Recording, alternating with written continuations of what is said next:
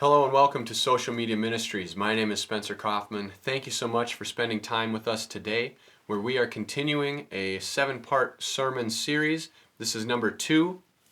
And so if you missed the last one, don't worry. They're not building. They're individual. They're autonomous. But you can check them out. We'll have a playlist for you with all of them in it. And that will be in a card if you're watching on YouTube, or you can go to YouTube and check it out on our channel. So check that out. Today we're talking about water in the atmosphere. And before we dive into that, we got to take a minute, because for those of you who are viewing the first time or for the first time on this channel, I hope that you can hit the subscribe button below. And for those of you returning, please help us out. We're really making a push this year to get more viewers. And so share this video or this podcast or wherever you're getting this media, share it on your social media, because we are social media ministries, and our mission is to spread really the Bible, spread to as many people as possible. And how do we do that is through the use of social media. Now, we cannot go out there and create a bunch of fake social media accounts and share this all over and hope that people see it. The only way that's going to happen is if real people like you share this content on your social media accounts, so that your friends, your family, your relatives, etc. can start seeing it and then come and get more. And so if that's something you can do, we would really greatly appreciate that. So thank you so much for your willingness to support us and help us in that capacity. Now, as I said, part 2 of a 7-part sermon series, really about the time of Noah and the events that took place around his time frame. Now, we've spoke about how the earth was young in the last message, and really we do. We have a young earth. From the time that man and animal and vegetation, life on earth began until today, we are right under 6,000 years old. Don't believe me? Check it out in the other video where we kind of went through it all, but you can view the genealogy in the Bible, check out timelines, and you will see that we are definitely under 6,000 years, at least in 2022 at the time of the recording. 4 more years from now, we will be at 6,000 years. So we're 5996. All right? Now, water in the atmosphere. What in the world is that all about? Well, really, it's literally what it is. Water was in our atmosphere. Where in the atmosphere? I don't know. Could you look up and see water in the sky? I don't know. I wasn't alive then. All right? The Bible doesn't tell us that much about it, that, oh man, we could look up and there was a blanket of water that we saw. Maybe it was too high. Maybe it was in, atmosphere, stratosphere. They have all those layers. Maybe it was way up here, closest to the sun, so that it blocked out the sun's harmful rays. Or maybe it was closer to us so that, I don't know, we couldn't get the rays. I have no idea where it was, but it was up there. All right? Now, what is the point of that? Well, do you ever wonder why in the Bible people live to be so old? Let's take a look at that for a second. Methuselah, the oldest man in the Bible. This was Noah's grandfather. He lived to be 969 years old. Don't believe me? Let's check out Genesis 5:27. 5:27 says, altogether, Methuselah lived 969 years, and then he died. 969 years, and then he died. That's how old Methuselah was. He's the oldest man recorded in the Bible, almost 1,000 years old. All right, oldest one recorded in the Bible. Someone could have been older, but we don't know. Chances are no, because they probably would have recorded it. So, 969 years. Noah, the man who built the ark, he was 500 years old when he had his first child. Let's check that out. Genesis 5:32. 5:32 says, after Noah was 500 years, he became the father of Shem, Ham, and Japheth. Now, maybe that wasn't his first, but 500 years and he had a kid, or had 3 kids. That's pretty significant. Now, Shem, Ham, and Japheth, those are the people who went on the ark with him. So how old was he when he built the ark? We're going to come to that later on. The point is, people in the Bible lived to be very old. Why is this? It is because before the flood, God had water in the atmosphere. All right? And God said, let there be a vault between the waters to separate water from water. So God made the vault and separated the water under the vault from the water above it, and it was so. Genesis 1, 6, and 7. So what do we have here? A vault between the waters.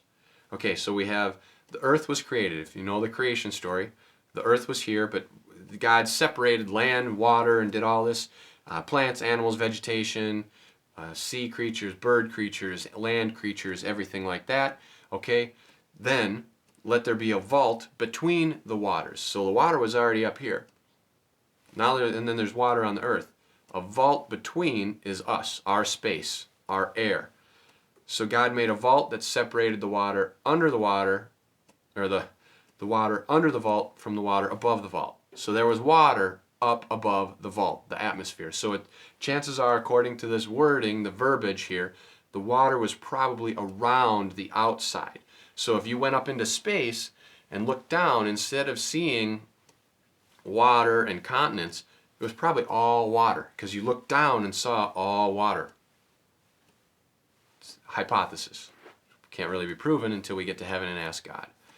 Okay, God had water on the earth, water up in the sky, and a space that separated them. The space was a vault. What type of vault? It was an oxygen vault. Why? Well, what do we breathe? We breathe oxygen. Today, our air quality is so low that the amount of oxygen we're getting is very, very minimal. But they have oxygen tanks that you can go breathe when you go up to the mountains, or for if you're an athlete and you are a football player and you run a kickoff down into the end zone and score a touchdown. Oh, score a home run? No, score a touchdown. And then you need oxygen. They give you oxygen right from the tank to kind of get your body back and going again, to put that oxygen back into your muscles and everything, because our body performs better with oxygen. A vault filled with oxygen, water up above, and then the earth and water below. That oxygen stayed there. It didn't leave. It didn't go out. Nothing came in.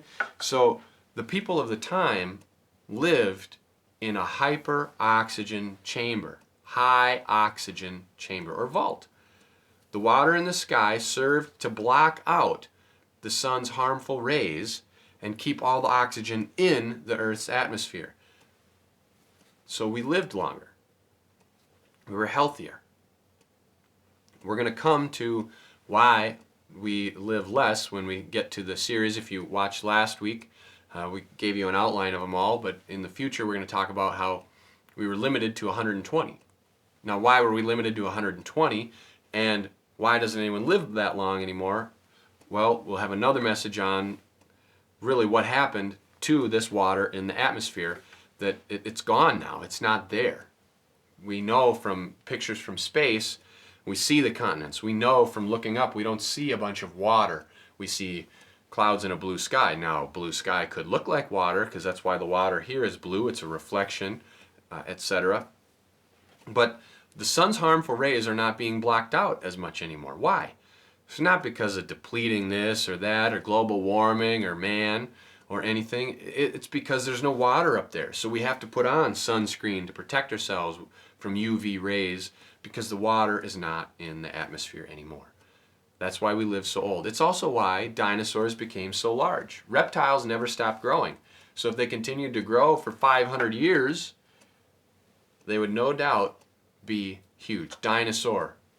What does that mean? Terrible lizard? Big lizard? They'd be pretty large if they grow for 500 years. Breathing concentrated oxygen all the time is sure to increase your lifespan.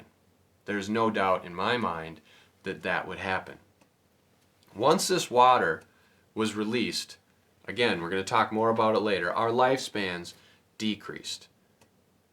So let's look a little bit more about if that in fact was true. So we know from before Noah, before the flood, we'll just say before the flood, people were old. We have Methuselah 969, we have Noah, who was around 500 years old when he had his first kid. We're going to talk more about these people and the ages later on when we get to how we're limited to 120, but let's give you a preview right now. So let's go to someone after the flood. Abraham, he was after the flood. So we're going to go there. If Noah was about 500 when he had his kids, let's check out Abraham. This is in Genesis 16:16. 16:16 says, Abraham was 86 years old when Hagar bore him Ishmael. 86. Not 806, 86. 86 years old when Hagar bore him Ishmael. Keep going. Let's go to Genesis 21:5. Let's go to Genesis 21:5. It says, Abraham was 100 years old when his son Isaac was born to him. So, we have Abraham being 86 when Ishmael was born, and then we have him being 100 when Isaac was born. Let's continue on. Abraham, again, is after the flood.